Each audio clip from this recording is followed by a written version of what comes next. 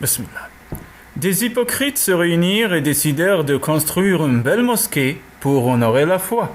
Ils en construisirent donc une juste à côté de celle que le prophète, alayhi salatu wassalam, avait lui-même édifiée. Leur but était en réalité de diviser la communauté.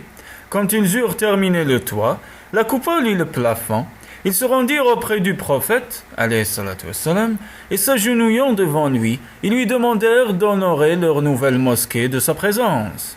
Cette mosquée, dirent-ils, a été bâtie afin de devenir un lieu de paix, un lieu d'abondance pour les démunis. Viens honorer ce lieu de ta présence afin que tous soient joyeux. Quelle merveille c'eût été si de telles paroles étaient vraiment sorties de leur cœur.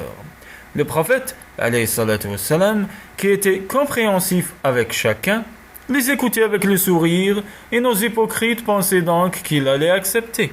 Mais lui distinguait leurs faux semblants aussi nettement qu'un poil dans un bol de lait.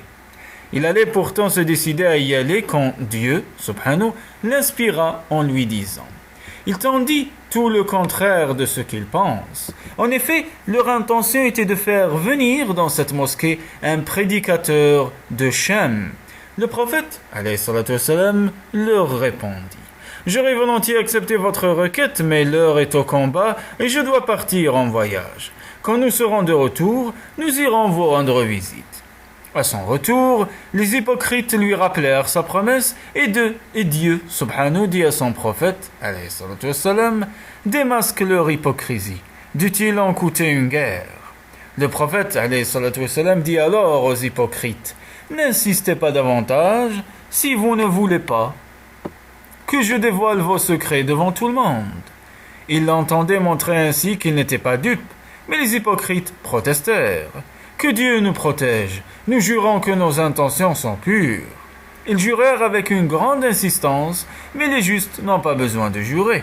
Le prophète, alayhi salatu wassalam, demanda « Qui dois-je croire de vous ou de Dieu ?» Nous attestons sur le livre de Dieu que nous avons bâti cette mosquée en son honneur. En dépit de ces protestations, le prophète, alayhi salatu wassalam, refusa finalement de céder. Or, l'un des compagnons du prophète, alayhi salatu wassalam, se prit à penser. Que signifie ceci?